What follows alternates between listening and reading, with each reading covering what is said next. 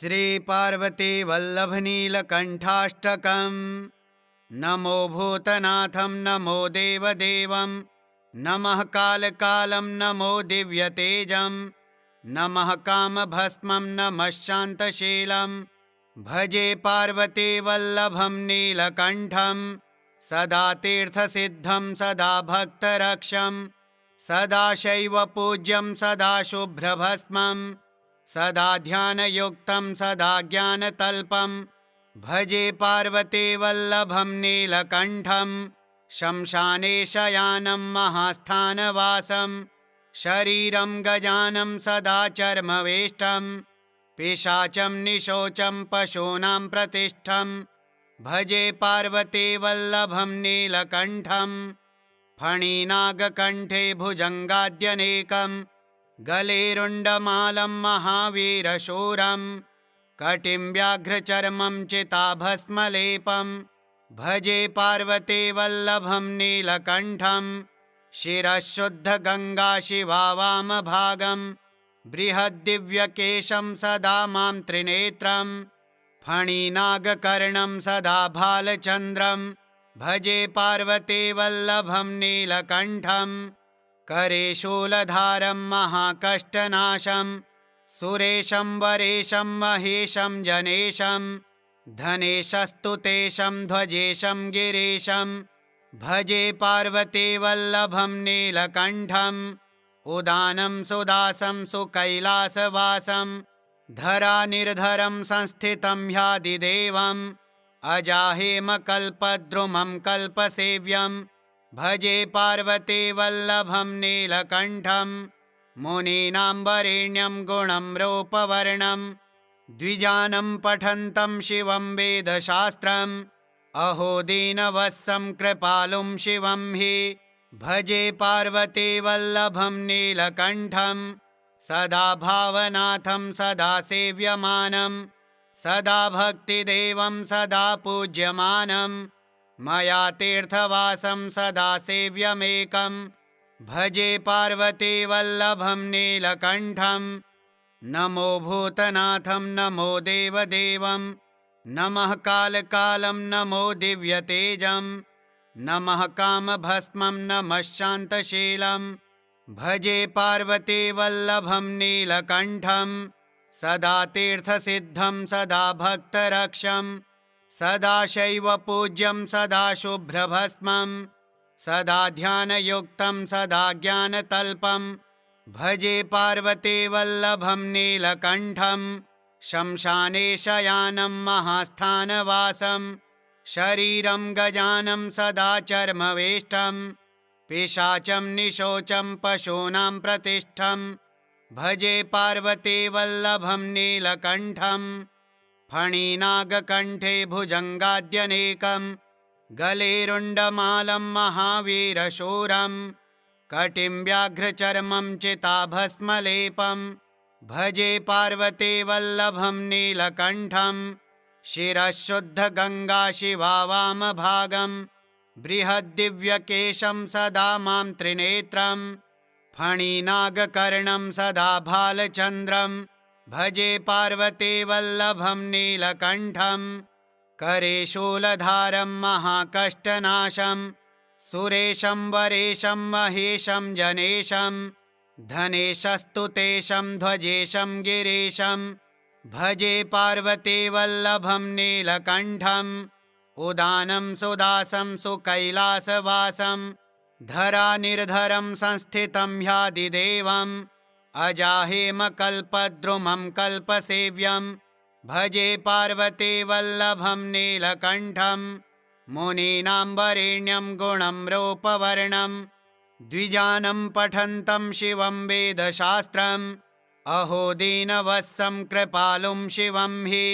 भजे पार्वतीवल्लभं नीलकण्ठं सदा भावनाथं सदा सेव्यमानं सदा भक्तिदेवं सदा पूज्यमानं मया तीर्थवासं सदा सेव्यमेकं भजे पार्वतीवल्लभं नीलकण्ठं नमो भूतनाथं नमो देवदेवं नमः कालकालं नमो दिव्यतेजं नमः कामभस्मं नमः शान्तशीलं भजे पार्वतीवल्लभं नीलकण्ठं सदा तीर्थसिद्धं सदा भक्तरक्षं सदा शैवपूज्यं सदा शुभ्रभस्मं सदा ध्यानयुक्तं सदा ज्ञानतल्पं भजे पार्वतीवल्लभं नीलकण्ठं शमशाने शयानं महास्थानवासं शरीरं गजानं सदा चर्मवेष्टं पिशाचं निशोचं पशूनां प्रतिष्ठं भजे पार्वतीवल्लभं नीलकण्ठं फणिनागकण्ठे भुजङ्गाद्यनेकं गले रुण्डमालं महावीरशूरं कटिं व्याघ्रचर्मं चिताभस्मलेपं भजे पार्वतीवल्लभं नीलकण्ठं शिरः शुद्धगङ्गा शिवा वामभागं बृहद्दिव्यकेशं सदा मां त्रिनेत्रं फणिनागकर्णं सदा भालचन्द्रं भजे पार्वतीवल्लभं नीलकण्ठं करे शूलधारं महाकष्टनाशं सुरेशं वरेशं महेशं जनेशं धनेशस्तुतेशं ध्वजेशं गिरीशं भजे पार्वतीवल्लभं नीलकण्ठं उदानं सुदासं सुकैलासवासं धरानिर्धरं संस्थितं ह्यादिदेवम् अजाहेमकल्पद्रुमं कल्पसेव्यं भजे पार्वतीवल्लभं नीलकण्ठं मुनीनां वरेण्यं गुणं रूपवर्णं द्विजानं पठन्तं शिवं वेदशास्त्रम् अहो दीनवत्सं कृपालुं शिवं हि भजे पार्वतीवल्लभं नीलकण्ठं सदा भावनाथं सदा सेव्यमानं सदा भक्तिदेवं सदा पूज्यमानं मया तीर्थवासं सदा सेव्यमेकं भजे पार्वतीवल्लभं नीलकण्ठं नमो भूतनाथं नमो देवदेवं नमः कालकालं नमो दिव्यतेजं नमः कामभस्मं नमः शान्तशीलं भजे पार्वतीवल्लभं नीलकण्ठं सदा तीर्थसिद्धं सदा भक्तरक्षं सदा शैवपूज्यं सदा शुभ्रभस्मं सदा ध्यानयुक्तं सदा ज्ञानतल्पं भजे पार्वतीवल्लभं नीलकण्ठं शमशाने शयानं महास्थानवासं शरीरं गजानं सदा चर्मवेष्टं पिशाचं निशोचं पशूनां प्रतिष्ठं भजे पार्वतीवल्लभं नीलकण्ठं फणिनागकण्ठे भुजङ्गाद्यनेकं गले रुण्डमालं महावीरशूरं कटिं व्याघ्रचर्मं चिताभस्मलेपं भजे पार्वतीवल्लभं नीलकण्ठं शिरः शुद्धगङ्गा शिवा वामभागं बृहद्दिव्यकेशं सदा मां त्रिनेत्रं फणिनागकर्णं सदा भालचन्द्रं भजे पार्वतीवल्लभं नीलकण्ठं करे शूलधारं महाकष्टनाशं सुरेशं वरेशं महेशं जनेशं धनेशस्तुतेशं ध्वजेशं गिरीशं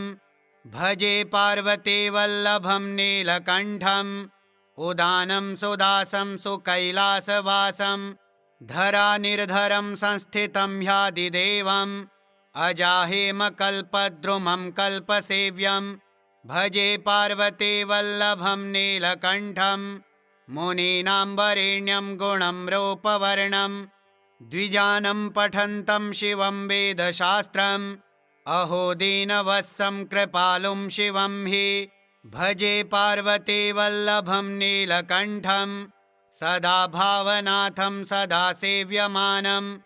सदा भक्तिदेवं सदा पूज्यमानं मया तीर्थवासं सदा सेव्यमेकं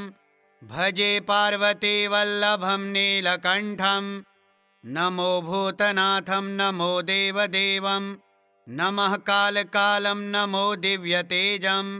नमः कामभस्मं नमः शान्तशीलं भजे पार्वतीवल्लभं नीलकण्ठं सदा तीर्थसिद्धं सदा भक्तरक्षं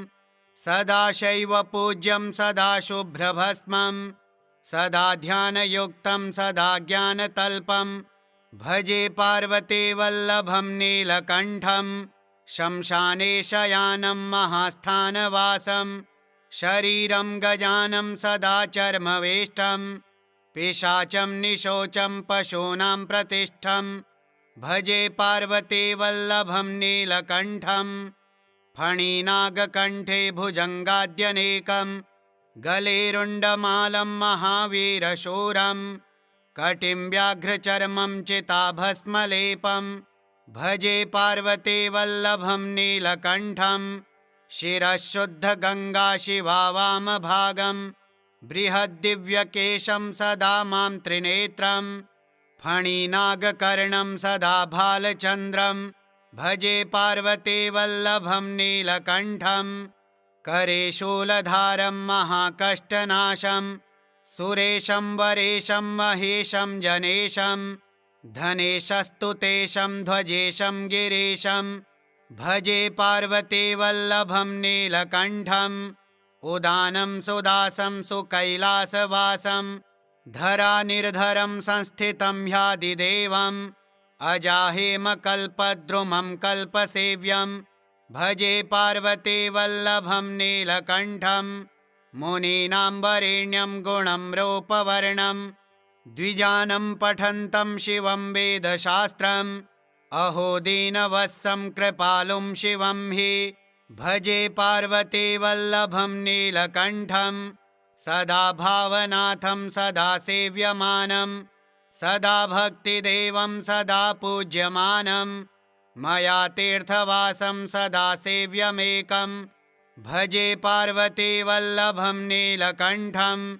नमो भूतनाथं नमो देवदेवं नमः कालकालं नमो दिव्यतेजं नमः कामभस्मं नमः शान्तशीलं भजे पार्वतीवल्लभं नीलकण्ठं सदा तीर्थसिद्धं सदा भक्तरक्षं सदा शैव पूज्यं सदा शुभ्रभस्मं सदा ध्यानयुक्तं सदा ज्ञानतल्पं भजे पार्वतीवल्लभं नीलकण्ठं शमशाने शयानं महास्थानवासं शरीरं गजानं सदा चर्मवेष्टं पिशाचं निशोचं पशूनां प्रतिष्ठं भजे पार्वतीवल्लभं नीलकण्ठं फणिनागकण्ठे भुजङ्गाद्यनेकं गले रुण्डमालं महावीरशूरं कटिं व्याघ्रचर्मं चिताभस्मलेपं भजे पार्वतीवल्लभं नीलकण्ठं शिरः शुद्धगङ्गा शिवा वामभागं बृहद्दिव्यकेशं सदा मां त्रिनेत्रं फणिनागकर्णं सदा भालचन्द्रं भजे पार्वतीवल्लभं नीलकण्ठं करे शूलधारं महाकष्टनाशं सुरेशं वरेशं महेशं जनेशं धनेशस्तुतेशं ध्वजेशं गिरीशं भजे पार्वतीवल्लभं नीलकण्ठं उदानं सुदासं सुकैलासवासं धरानिर्धरं संस्थितं ह्यादिदेवम् अजाहेमकल्पद्रुमं कल्पसेव्यं भजे पार्वतीवल्लभं नीलकण्ठं मुनीनां वरेण्यं गुणं रूपवर्णं द्विजानं पठन्तं शिवं वेदशास्त्रम् अहो दीनवत्सं कृपालुं शिवं हि भजे पार्वतीवल्लभं नीलकण्ठं सदा भावनाथं सदा सेव्यमानं सदा भक्तिदेवं सदा पूज्यमानं मया तीर्थवासं सदा सेव्यमेकं भजे पार्वतीवल्लभं नीलकण्ठं नमो भूतनाथं नमो देवदेवं नमः कालकालं नमो दिव्यतेजं नमः कामभस्मं नमः शान्तशीलं भजे पार्वतीवल्लभं नीलकण्ठं सदा तीर्थसिद्धं सदा भक्तरक्षं सदा शैव पूज्यं सदा शुभ्रभस्मं सदा ध्यानयुक्तं सदा ज्ञानतल्पं भजे पार्वतीवल्लभं नीलकण्ठं शमशाने शयानं महास्थानवासं शरीरं गजानं सदा चर्मवेष्टं पिशाचं निशोचं पशूनां प्रतिष्ठं भजे पार्वती वल्लभं नीलकण्ठं फणिनागकण्ठे भुजङ्गाद्यनेकं गले रुण्डमालं महावीरशूरं कटिं व्याघ्रचर्मं चिताभस्मलेपं भजे पार्वती वल्लभं नीलकण्ठं शिरः शुद्धगङ्गा शिवा वामभागं बृहद्दिव्यकेशं सदा मां त्रिनेत्रं फणिनागकर्णं सदा भालचन्द्रं भजे पार्वती वल्लभं नीलकण्ठं करे शूलधारं महाकष्टनाशं सुरेशं वरेशं महेशं जनेशं धनेशस्तुतेशं ध्वजेशं गिरीशं भजे पार्वती वल्लभं नीलकण्ठं उदानं सुदासं सुकैलासवासं धरानिर्धरं संस्थितं ह्यादिदेवम् अजाहेमकल्पद्रुमं कल्पसेव्यं भजे पार्वती वल्लभं नीलकण्ठं मुनीनां वरेण्यं गुणं रूपवर्णं द्विजानं पठन्तं शिवं वेदशास्त्रम् अहो दीनवत्सं कृपालुं शिवं हि भजे पार्वती वल्लभं नीलकण्ठं सदा भावनाथं सदा सेव्यमानं सदा भक्तिदेवं सदा पूज्यमानं मया तीर्थवासं सदा सेव्यमेकं भजे पार्वती वल्लभं नीलकण्ठं नमो भूतनाथं नमो देवदेवं नमः कालकालं नमो दिव्यतेजं नमः कामभस्मं नमः शान्तशीलं भजे पार्वती वल्लभं नीलकण्ठं सदा तीर्थसिद्धं सदा भक्तरक्षं सदा शैवपूज्यं सदा शुभ्रभस्मं सदा ध्यानयुक्तं सदा ज्ञानतल्पं भजे पार्वती वल्लभं नीलकण्ठं शमशाने शयानं महास्थानवासं शरीरं गजानं सदा चर्मवेष्टं पिशाचं निशोचं पशूनां प्रतिष्ठं भजे पार्वती वल्लभं नीलकण्ठं फणिनागकण्ठे भुजङ्गाद्यनेकं गले रुण्डमालं महावीरशूरं कटिं व्याघ्रचर्मं चिताभस्मलेपं भजे पार्वती वल्लभं नीलकण्ठं शिरः शुद्धगङ्गा शिवा वामभागं बृहद्दिव्यकेशं सदा मां त्रिनेत्रं फणिनागकर्णं सदा भालचन्द्रं भजे पार्वती वल्लभं नीलकण्ठं करे शूलधारं महाकष्टनाशं सुरेशं वरेशं महेशं जनेशं धनेशस्तुतेशं ध्वजेशं गिरीशं भजे पार्वती वल्लभं नीलकण्ठं उदानं सुदासं सुकैलासवासं धरानिर्धरं संस्थितं ह्यादिदेवम् अजाहेमकल्पद्रुमं कल्पसेव्यं भजे पार्वती वल्लभं नीलकण्ठं मुनीनां वरेण्यं गुणं रूपवर्णं द्विजानं पठन्तं शिवं वेदशास्त्रम् अहो दीनवत्सं कृपालुं शिवं हि भजे पार्वती वल्लभं नीलकण्ठं सदा भावनाथं सदा सेव्यमानं सदा भक्तिदेवं सदा पूज्यमानं मया तीर्थवासं सदा सेव्यमेकं भजे पार्वती वल्लभं नीलकण्ठं नमो भूतनाथं नमो देवदेवं नमः कालकालं नमो दिव्यतेजं नमः कामभस्मं नमः शान्तशीलं भजे पार्वती वल्लभं नीलकण्ठं सदा तीर्थसिद्धं सदा भक्तरक्षं सदा शैवपूज्यं सदा शुभ्रभस्मं सदा ध्यानयुक्तं सदा ज्ञानतल्पं भजे पार्वती वल्लभं नीलकण्ठं शमशाने शयानं महास्थानवासं शरीरं गजानं सदा चर्मवेष्टं पिशाचं निशोचं पशूनां प्रतिष्ठं भजे पार्वतीवल्लभं नीलकण्ठं फणिनागकण्ठे भुजङ्गाद्यनेकं गले रुण्डमालं महावीरशूरं कटिं व्याघ्रचर्मं चिताभस्मलेपं भजे पार्वतीवल्लभं नीलकण्ठं शिरः शुद्धगङ्गा शिवा वामभागं बृहद्दिव्यकेशं सदा मां त्रिनेत्रं फणिनागकर्णं सदा भालचन्द्रं भजे पार्वतीवल्लभं नीलकण्ठं करे शूलधारं महाकष्टनाशं सुरेशं वरेशं महेशं जनेशं धनेशस्तु तेशं ध्वजेशं गिरीशं भजे पार्वतीवल्लभं नीलकण्ठं उदानं सुदासं सुकैलासवासं धरानिर्धरं संस्थितं ह्यादिदेवम् अजाहेमकल्पद्रुमं कल्पसेव्यं भजे पार्वतीवल्लभं नीलकण्ठं मुनीनां वरेण्यं गुणं रूपवर्णं द्विजानं पठन्तं शिवं वेदशास्त्रम् अहो दीनवत्सं कृपालुं शिवं हि भजे पार्वतीवल्लभं नीलकण्ठं सदा भावनाथं सदा सेव्यमानं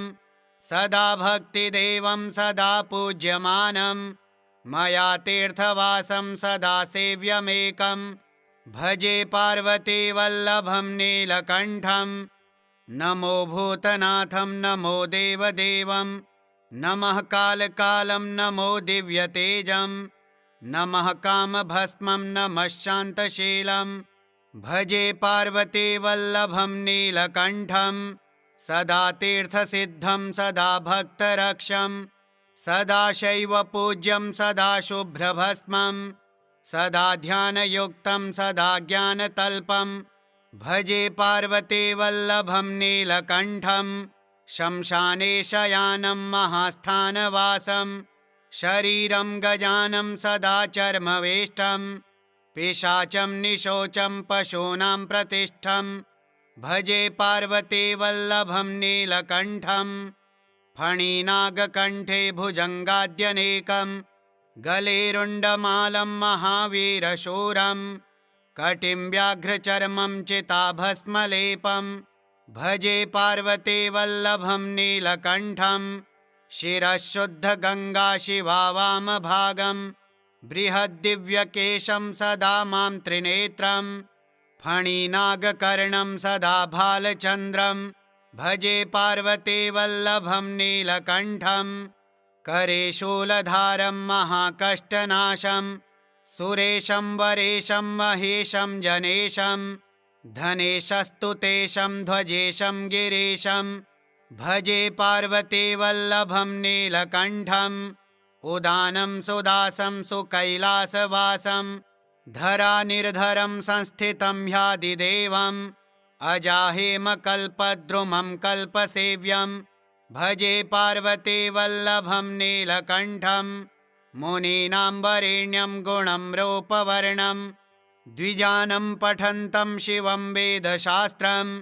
अहो दीनवत्सं कृपालुं शिवं हि भजे पार्वतीवल्लभं नीलकण्ठं सदा भावनाथं सदा सेव्यमानं सदा भक्तिदेवं सदा पूज्यमानं मया तीर्थवासं सदा सेव्यमेकं भजे पार्वतीवल्लभं नीलकण्ठं नमो भूतनाथं नमो देवदेवं नमः कालकालं नमो दिव्यतेजं नमः कामभस्मं नमः शान्तशीलं भजे पार्वतीवल्लभं नीलकण्ठं सदा तीर्थसिद्धं सदा भक्तरक्षं सदा शैवपूज्यं सदा शुभ्रभस्मं सदा ध्यानयुक्तं सदा ज्ञानतल्पं भजे पार्वतीवल्लभं नीलकण्ठं शमशाने शयानं महास्थानवासं शरीरं गजानं सदा चर्मवेष्टं पिशाचं निशोचं पशूनां प्रतिष्ठं भजे पार्वतीवल्लभं नीलकण्ठं फणिनागकण्ठे भुजङ्गाद्यनेकं गले रुण्डमालं महावीरशूरं कटिं व्याघ्रचर्मं चिताभस्मलेपं भजे पार्वती वल्लभं नीलकण्ठं शिरः शुद्धगङ्गा शिवा वामभागं बृहद्दिव्यकेशं सदा मां त्रिनेत्रं फणिनागकर्णं सदा भालचन्द्रं भजे पार्वती वल्लभं नीलकण्ठं करे शूलधारं महाकष्टनाशं सुरेशं वरेशं महेशं जनेशं धनेशस्तु तेशं ध्वजेशं गिरीशं भजे पार्वती वल्लभं नीलकण्ठं उदानं सुदासं सुकैलासवासं धरानिर्धरं संस्थितं ह्यादिदेवम् अजाहेमकल्पद्रुमं कल्पसेव्यं भजे पार्वती वल्लभं नीलकण्ठं मुनीनां वरेण्यं गुणं रूपवर्णं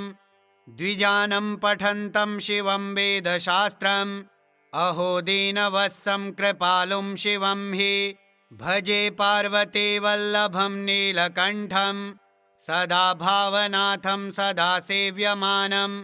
सदा भक्तिदेवं सदा पूज्यमानं मया तीर्थवासं सदा सेव्यमेकं भजे पार्वती वल्लभं नीलकण्ठं नमो भूतनाथं नमो देवदेवं नमः कालकालं नमो दिव्यतेजं नमः कामभस्मं नमः शान्तशीलं भजे पार्वती वल्लभं नीलकण्ठं सदा तीर्थसिद्धं सदा भक्तरक्षं सदा शैवपूज्यं सदा शुभ्रभस्मं सदा ध्यानयुक्तं सदा ज्ञानतल्पं भजे पार्वती वल्लभं नीलकण्ठं शमशाने शयानं महास्थानवासं शरीरं गजानं सदा चर्मवेष्टं पिशाचं निशोचं पशूनां प्रतिष्ठं भजे पार्वती वल्लभं नीलकण्ठं फणिनागकण्ठे भुजङ्गाद्यनेकं गले रुण्डमालं महावीरशूरं कटिं व्याघ्रचर्मं चिताभस्मलेपं भजे पार्वती वल्लभं नीलकण्ठं शिरः शुद्धगङ्गा शिवा वामभागं बृहद्दिव्यकेशं सदा मां त्रिनेत्रं फणिनागकर्णं सदा भालचन्द्रं भजे पार्वती वल्लभं नीलकण्ठं करे शूलधारं महाकष्टनाशं सुरेशं वरेशं महेशं जनेशं धनेशस्तु तेशं ध्वजेशं गिरीशं भजे पार्वती वल्लभं नीलकण्ठं उदानं सुदासं सुकैलासवासं धरानिर्धरं संस्थितं ह्यादिदेवम् अजाहेमकल्पद्रुमं कल्पसेव्यं भजे पार्वती वल्लभं नीलकण्ठं मुनीनां वरेण्यं गुणं रूपवर्णं द्विजानं पठन्तं शिवं वेदशास्त्रम् अहो दीनवत्सं कृपालुं शिवं हि भजे पार्वती वल्लभं नीलकण्ठं सदा भावनाथं सदा सेव्यमानं सदा भक्तिदेवं सदा पूज्यमानं मया तीर्थवासं सदा सेव्यमेकं भजे पार्वती वल्लभं नीलकण्ठं नमो भूतनाथं नमो देवदेवं नमः कालकालं नमो दिव्यतेजं नमः कामभस्मं नमः शान्तशीलं भजे पार्वती वल्लभं नीलकण्ठं सदा तीर्थसिद्धं सदा भक्तरक्षं सदा शैवपूज्यं सदा शुभ्रभस्मं सदा ध्यानयुक्तं सदा ज्ञानतल्पं भजे पार्वती वल्लभं नीलकण्ठं शमशाने शयानं महास्थानवासं शरीरं गजानं सदा चर्मवेष्टं पिशाचं निशोचं पशूनां प्रतिष्ठं भजे पार्वती वल्लभं नीलकण्ठं फणिनागकण्ठे भुजङ्गाद्यनेकं गले रुण्डमालं महावीरशूरं कटिं व्याघ्रचर्मं चिताभस्मलेपं भजे पार्वती वल्लभं नीलकण्ठं शिरः शुद्धगङ्गा शिवा वामभागं बृहद्दिव्यकेशं सदा मां त्रिनेत्रं फणिनागकर्णं सदा भालचन्द्रं भजे पार्वतीवल्लभं नीलकण्ठं करे शूलधारं महाकष्टनाशं सुरेशं वरेशं महेशं जनेशं धनेशस्तु तेशं ध्वजेशं गिरीशं भजे पार्वतीवल्लभं नीलकण्ठम् उदानं सुदासं सुकैलासवासं धरानिर्धरं संस्थितं ह्यादिदेवम् अजाहेमकल्पद्रुमं कल्पसेव्यं भजे पार्वतीवल्लभं नीलकण्ठं मुनीनां वरेण्यं गुणं रूपवर्णं द्विजानं पठन्तं शिवं वेदशास्त्रम् अहो दीनवत्सं कृपालुं शिवं हि भजे पार्वतीवल्लभं नीलकण्ठं सदा भावनाथं सदा सेव्यमानं सदा भक्तिदेवं सदा पूज्यमानं मया तीर्थवासं सदा सेव्यमेकं भजे पार्वतीवल्लभं नीलकण्ठं नमो भूतनाथं नमो देवदेवं नमः कालकालं नमो दिव्यतेजं नमः कामभस्मं नमः शान्तशीलं भजे पार्वतीवल्लभं नीलकण्ठं सदा तीर्थसिद्धं सदा भक्तरक्षं सदा शैवपूज्यं सदा शुभ्रभस्मं सदा ध्यानयुक्तं सदा ज्ञानतल्पं भजे पार्वतीवल्लभं नीलकण्ठं शमशाने शयानं महास्थानवासं शरीरं गजानं सदा चर्मवेष्टं पिशाचं निशोचं पशूनां प्रतिष्ठं भजे पार्वतीवल्लभं नीलकण्ठं फणिनागकण्ठे भुजङ्गाद्यनेकं गलेरुण्डमालं महावीरशूरं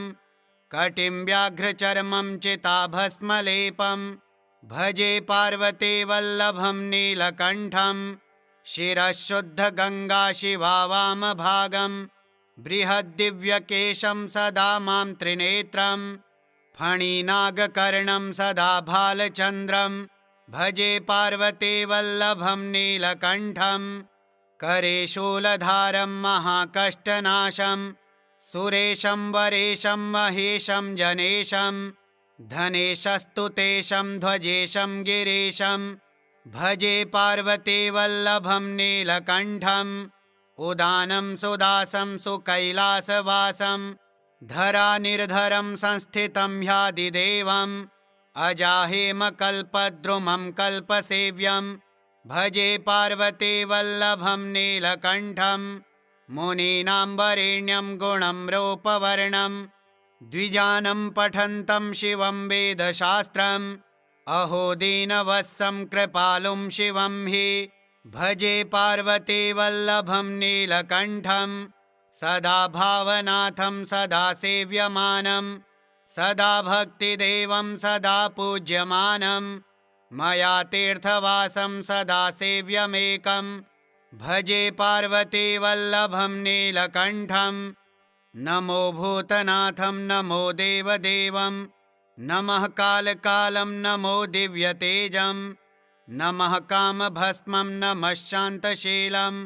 भजे पार्वतीवल्लभं नीलकण्ठं सदा तीर्थसिद्धं सदा भक्तरक्षं सदा शैवपूज्यं सदा शुभ्रभस्मं सदा ध्यानयुक्तं सदा ज्ञानतल्पं भजे पार्वतीवल्लभं नीलकण्ठं शमशाने शयानं महास्थानवासं शरीरं गजानं सदा चर्मवेष्टं पिशाचं निशोचं पशूनां प्रतिष्ठं भजे पार्वतीवल्लभं नीलकण्ठं फणिनागकण्ठे भुजङ्गाद्यनेकं गलेरुण्डमालं महावीरशूरं कटिं व्याघ्रचर्मं चिताभस्मलेपं भजे पार्वतीवल्लभं नीलकण्ठं शिरः शुद्धगङ्गा शिवा वामभागं बृहद्दिव्यकेशं सदा मां त्रिनेत्रं फणिनागकर्णं सदा भालचन्द्रं भजे पार्वतीवल्लभं नीलकण्ठं करे शूलधारं महाकष्टनाशं सुरेशं वरेशं महेशं जनेशं धनेशस्तु तेषं ध्वजेशं गिरीशं भजे पार्वतीवल्लभं नीलकण्ठम् उदानं सुदासं सुकैलासवासं धरानिर्धरं संस्थितं ह्यादिदेवम् अजाहेमकल्पद्रुमं कल्पसेव्यं भजे पार्वतीवल्लभं नीलकण्ठं मुनीनां वरेण्यं गुणं रूपवर्णं द्विजानं पठन्तं शिवं वेदशास्त्रम् अहो दीनवत्सं कृपालुं शिवं हि भजे पार्वतीवल्लभं नीलकण्ठं सदा भावनाथं सदा सेव्यमानं सदा भक्तिदेवं सदा पूज्यमानं मया तीर्थवासं सदा सेव्यमेकं भजे पार्वतीवल्लभं नीलकण्ठं नमो भूतनाथं नमो देवदेवं नमः कालकालं नमो दिव्यतेजं नमः कामभस्मं नमः शान्तशीलं भजे पार्वतीवल्लभं नीलकण्ठं सदा तीर्थसिद्धं सदा भक्तरक्षं सदा शैवपूज्यं सदा शुभ्रभस्मं सदा ध्यानयुक्तं सदा ज्ञानतल्पं भजे पार्वतीवल्लभं नीलकण्ठं शमशाने शयानं महास्थानवासं शरीरं गजानं सदा चर्मवेष्टं पिशाचं निशोचं पशूनां प्रतिष्ठं भजे पार्वतीवल्लभं नीलकण्ठं फणिनागकण्ठे भुजङ्गाद्यनेकं गलेरुण्डमालं महावीरशूरं कटिं व्याघ्रचर्मं चिताभस्मलेपं भजे पार्वतीवल्लभं नीलकण्ठं शिरः शुद्धगङ्गा शिवा वामभागं बृहद्दिव्यकेशं सदा मां त्रिनेत्रं फणिनागकर्णं सदा भालचन्द्रं भजे पार्वतीवल्लभं नीलकण्ठं करे शूलधारं महाकष्टनाशं सुरेशं वरेशं महेशं जनेशं धनेशस्तु तेषं ध्वजेशं गिरीशं भजे पार्वतीवल्लभं नीलकण्ठम् उदानं सुदासं सुकैलासवासं धरानिर्धरं संस्थितं ह्यादिदेवम् अजाहेमकल्पद्रुमं कल्पसेव्यं भजे पार्वतीवल्लभं नीलकण्ठं मुनीनां वरेण्यं गुणं रूपवर्णं द्विजानं पठन्तं शिवं वेदशास्त्रम् अहो दीनवत्सं कृपालुं शिवं हि भजे पार्वतीवल्लभं नीलकण्ठं सदा भावनाथं सदा सेव्यमानं सदा भक्तिदेवं सदा पूज्यमानं मया तीर्थवासं सदा सेव्यमेकं भजे पार्वतीवल्लभं नीलकण्ठं नमो भूतनाथं नमो देवदेवं नमः कालकालं नमो दिव्यतेजं नमः कामभस्मं नमः शान्तशीलं भजे पार्वतीवल्लभं नीलकण्ठं सदा तीर्थसिद्धं सदा भक्तरक्षं सदा शैवपूज्यं सदा शुभ्रभस्मं सदा ध्यानयुक्तं सदा ज्ञानतल्पं भजे पार्वतीवल्लभं नीलकण्ठं शमशाने शयानं महास्थानवासं शरीरं गजानं सदा चर्मवेष्टं पिशाचं निशोचं पशूनां प्रतिष्ठं भजे पार्वतीवल्लभं नीलकण्ठं फणिनागकण्ठे भुजङ्गाद्यनेकं गलेरुण्डमालं महावीरशूरं कटिं व्याघ्रचर्मं चिताभस्मलेपं भजे पार्वतीवल्लभं नीलकण्ठं शिरः शुद्धगङ्गा शिवा वामभागं बृहद्दिव्यकेशं सदा मां त्रिनेत्रं फणिनागकर्णं सदा भालचन्द्रं भजे पार्वतीवल्लभं नीलकण्ठं करे शूलधारं महाकष्टनाशं सुरेशं वरेशं महेशं जनेशं धनेशस्तु तेषं ध्वजेशं गिरीशं भजे पार्वतीवल्लभं नीलकण्ठम् उदानं सुदासं सुकैलासवासं धरानिर्धरं संस्थितं ह्यादिदेवम् अजाहेमकल्पद्रुमं कल्पसेव्यं भजे पार्वतीवल्लभं नीलकण्ठं मुनीनां वरेण्यं गुणं रूपवर्णं द्विजानं पठन्तं शिवं वेदशास्त्रम् अहो दीनवत्सं कृपालुं शिवं हि भजे पार्वतीवल्लभं नीलकण्ठं सदा भावनाथं सदा सेव्यमानं सदा भक्तिदेवं सदा पूज्यमानं मया तीर्थवासं सदा सेव्यमेकं भजे पार्वतीवल्लभं नीलकण्ठं नमो भूतनाथं नमो देवदेवं नमः कालकालं नमो दिव्यतेजं नमः कामभस्मं नमः शान्तशीलं भजे पार्वतीवल्लभं नीलकण्ठं सदा तीर्थसिद्धं सदा भक्तरक्षं सदा शैवपूज्यं सदा शुभ्रभस्मं सदा ध्यानयुक्तं सदा ज्ञानतल्पं भजे पार्वतीवल्लभं नीलकण्ठं शमशाने शयानं महास्थानवासं शरीरं गजानं सदा चर्मवेष्टं पिशाचं निशोचं पशूनां प्रतिष्ठं भजे पार्वतीवल्लभं नीलकण्ठं फणिनागकण्ठे भुजङ्गाद्यनेकं गले रुण्डमालं महावीरशूरं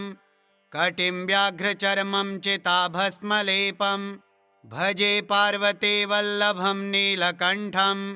शिरः शुद्धगङ्गा शिवा वामभागं बृहद्दिव्यकेशं सदा मां त्रिनेत्रं फणिनागकर्णं सदा भालचन्द्रं भजे पार्वतीवल्लभं नीलकण्ठं करे शूलधारं महाकष्टनाशं सुरेशं वरेशं महेशं जनेशं धनेशस्तु तेशं ध्वजेशं गिरीशं भजे पार्वतीवल्लभं नीलकण्ठम् उदानं सुदासं सुकैलासवासं धरानिर्धरं संस्थितं ह्यादिदेवम् अजाहेमकल्पद्रुमं कल्पसेव्यं भजे पार्वतीवल्लभं नीलकण्ठं मुनीनां वरेण्यं गुणं रूपवर्णं द्विजानं पठन्तं शिवं वेदशास्त्रम् अहो दीनवत्सं कृपालुं शिवं हि भजे पार्वतीवल्लभं नीलकण्ठं सदा भावनाथं सदा सेव्यमानं सदा भक्तिदेवं सदा पूज्यमानं मया तीर्थवासं सदा सेव्यमेकं भजे पार्वतीवल्लभं नीलकण्ठं नमो भूतनाथं नमो देवदेवं नमः कालकालं नमो दिव्यतेजं नमः कामभस्मं नमः शान्तशीलं भजे पार्वतीवल्लभं नीलकण्ठं सदा तीर्थसिद्धं सदा भक्तरक्षं सदा शैवपूज्यं सदा शुभ्रभस्मं सदा ध्यानयुक्तं सदा ज्ञानतल्पं भजे पार्वतीवल्लभं नीलकण्ठं शमशाने शयानं महास्थानवासं शरीरं गजानं सदा चर्मवेष्टं पिशाचं निशोचं पशूनां प्रतिष्ठं भजे पार्वतीवल्लभं नीलकण्ठं फणिनागकण्ठे भुजङ्गाद्यनेकं गले रुण्डमालं महावीरशूरं कटिं व्याघ्रचर्मं चिताभस्मलेपं भजे पार्वतीवल्लभं नीलकण्ठं शिरः शुद्धगङ्गा शिवा वामभागं बृहद्दिव्यकेशं सदा मां त्रिनेत्रं फणिनागकर्णं सदा भालचन्द्रं भजे पार्वतीवल्लभं नीलकण्ठं करे शूलधारं महाकष्टनाशं सुरेशं वरेशं महेशं जनेशं धनेशस्तु तेशं ध्वजेशं गिरीशं भजे पार्वतीवल्लभं नीलकण्ठं उदानं सुदासं सुकैलासवासं धरानिर्धरं संस्थितं ह्यादिदेवम् अजाहेमकल्पद्रुमं कल्पसेव्यं भजे पार्वती वल्लभं नीलकण्ठं मुनीनां वरेण्यं गुणं रूपवर्णं द्विजानं पठन्तं शिवं वेदशास्त्रम् अहो दीनवत्सं कृपालुं शिवं हि भजे पार्वती वल्लभं नीलकण्ठं सदा भावनाथं सदा सेव्यमानं सदा भक्तिदेवं सदा पूज्यमानं मया तीर्थवासं सदा सेव्यमेकं भजे पार्वती वल्लभं नीलकण्ठं नमो भूतनाथं नमो देवदेवं नमः कालकालं नमो दिव्यतेजं नमः कामभस्मं नमः शान्तशीलं भजे पार्वती वल्लभं नीलकण्ठं सदा तीर्थसिद्धं सदा भक्तरक्षं सदा शैवपूज्यं सदा शुभ्रभस्मं सदा ध्यानयुक्तं सदा ज्ञानतल्पं भजे पार्वती वल्लभं नीलकण्ठं शमशाने शयानं महास्थानवासं शरीरं गजानं सदा चर्मवेष्टं पिशाचं निशोचं पशूनां प्रतिष्ठं भजे पार्वती वल्लभं नीलकण्ठं फणिनागकण्ठे भुजङ्गाद्यनेकं गले रुण्डमालं महावीरशूरं कटिं व्याघ्रचर्मं चिताभस्मलेपं भजे पार्वती वल्लभं नीलकण्ठं शिरः शुद्धगङ्गा शिवा वामभागं बृहद्दिव्यकेशं सदा मां त्रिनेत्रं फणिनागकर्णं सदा भालचन्द्रं भजे पार्वती वल्लभं नीलकण्ठं करे शूलधारं महाकष्टनाशं सुरेशं वरेशं महेशं जनेशं धनेशस्तुतेशं ध्वजेशं गिरीशं भजे पार्वती वल्लभं नीलकण्ठं उदानं सुदासं सुकैलासवासं धरानिर्धरं संस्थितं ह्यादिदेवम् अजाहेमकल्पद्रुमं कल्पसेव्यं भजे पार्वती वल्लभं नीलकण्ठं मुनीनां वरेण्यं गुणं रूपवर्णं द्विजानं पठन्तं शिवं वेदशास्त्रम् अहो दीनवत्सं कृपालुं शिवं हि भजे पार्वती वल्लभं नीलकण्ठं सदा भावनाथं सदा सेव्यमानं सदा भक्तिदेवं सदा पूज्यमानं मया तीर्थवासं सदा सेव्यमेकं भजे पार्वती वल्लभं नीलकण्ठं नमो भूतनाथं नमो देवदेवं नमः कालकालं नमो दिव्यतेजं नमः कामभस्मं नमः शान्तशीलं भजे पार्वती वल्लभं नीलकण्ठं सदा तीर्थसिद्धं सदा भक्तरक्षं सदा शैवपूज्यं सदा शुभ्रभस्मं सदा ध्यानयुक्तं सदा ज्ञानतल्पं भजे पार्वती वल्लभं नीलकण्ठं शमशाने शयानं महास्थानवासं शरीरं गजानं सदा चर्मवेष्टं पिशाचं निशोचं पशूनां प्रतिष्ठं भजे पार्वती वल्लभं नीलकण्ठं फणिनागकण्ठे भुजङ्गाद्यनेकं गले रुण्डमालं महावीरशूरं कटिं व्याघ्रचर्मं चिताभस्मलेपं भजे पार्वती वल्लभं नीलकण्ठं शिरः शुद्धगङ्गा शिवा वामभागं बृहद्दिव्यकेशं सदा मां त्रिनेत्रं फणिनागकर्णं सदा भालचन्द्रं भजे पार्वती वल्लभं नीलकण्ठं करे शूलधारं महाकष्टनाशं सुरेशं वरेशं महेशं जनेशं धनेशस्तुतेशं ध्वजेशं गिरीशं भजे पार्वती वल्लभं नीलकण्ठं उदानं सुदासं सुकैलासवासं धरानिर्धरं संस्थितं ह्यादिदेवम् अजाहेमकल्पद्रुमं कल्पसेव्यं भजे पार्वती वल्लभं नीलकण्ठं